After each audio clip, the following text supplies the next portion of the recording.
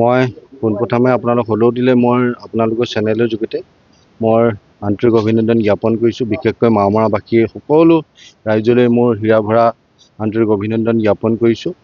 আৰু এই জগতে মই আমাৰ অসম প্ৰদেশ কংগ্ৰেছ কমিটিৰ সভাপতি গৌৰৱ গগৈ ডাঙৰীয়ালৈ মোৰ আন্তৰিক অভিনন্দন জ্ঞাপন কৰিছোঁ।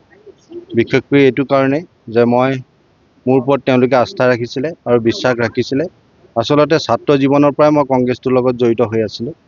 মই NSUI ট্ৰেজাৰাৰ হিচাপে আছিলোঁ অল আছামত। তাৰপিছত মই ইয়থ কংগ্ৰেছৰ লগত জড়িত হৈ আছিলোঁ। তাৰপিছত মই চৰাইদেউ জিলা কংগ্ৰেছৰ সাধাৰণ সম্পাদক হিচাপে আছিলোঁ। গতিকে তেওঁলোকে মোক আস্থা ৰাখিছে আৰু এটা বিশ্বাস ৰাখি মাওমৰাক প্ৰতিনিধিত্ব কৰিবলৈ সুবিধা দিছে। গতিকে মই হাইকমাণ্ডৰ ওচৰত চিৰকৃতজ্ঞ।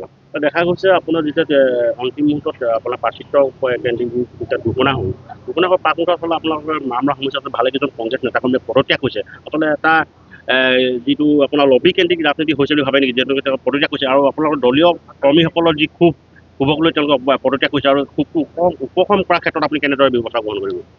এটা কথা চাওক, আমাৰ দলত একদম তেনেকুৱা ধৰণৰ কোনো ধৰণৰ ক্ষোভ নাই। মই দলীয় নেতাসকলৰ বা দলীয় কৰ্মীসকলৰ যদি মই সহায় নাপালোহেঁতেন, আজি মোৰ এই সপোনৰ এই যাত্ৰাটোত কেতিয়াও আগবাঢ়িব নোৱাৰিলোহেঁতেন। প্ৰতিজন তৃণমূল কৰ্মীৰ মোৰ একদম সহযোগিতা আছে। মই সেইখিনি কথা কেতিয়াও পাহৰিলে নহ'ব।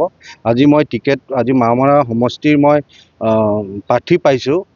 তাত কিন্তু মোৰ তৃণমূল কংগ্ৰেছসকলৰ বহুত অৰিহণা আছে। মোৰ সোঁৱে বাওঁৱে ইমান তেওঁলোকৰ অৰিহণা, তেওঁলোকৰ সপোন, তেওঁলোকৰ মুখবিলাক চাই মোৰ কালি চকু পানী ওলাই গৈছে।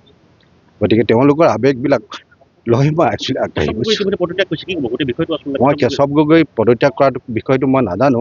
তথাপিতো মই এটা কথা ক'ম, সি মোৰ এটা বাল্যকালৰ বন্ধুৱে আছিলে।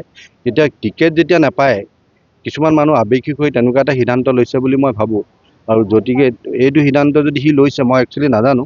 আৰু যদি লৈছে সি নিশ্চয় আগৰ পৰা তেনেকুৱা কিজানি সিদ্ধান্ত এটা তেওঁলোকে মনত পুহি ৰাখিছিলে। গতিকে তেনেকুৱা এটা সিদ্ধান্ত লৈছে বুলি মই ভাবোঁ। যিহেতু আপোনাৰ যি অপজিশ্যন পাৰ্টি বা ভাৰতীয় জনতা পাৰ্টি ইতিমধ্যে গম পাইছে কেনেকুৱা ধৰণৰ প্ৰতিদ্বন্দ্বী হ'ব, কাৰণ তেওঁলোকে 10 বছৰ চৰকাৰ আছিলে আৰু মাওমৰাৰ কি উন্নয়নৰ বিষয়ে বিগত 10 বছৰত আপোনাৰ চমুকে কি আচলতে চাওক, আমাৰ সভাপতি ডাঙৰীয়াই এখন কথা কৈছে, সুন্দৰ বৰ অসমৰ কথা কৈছে।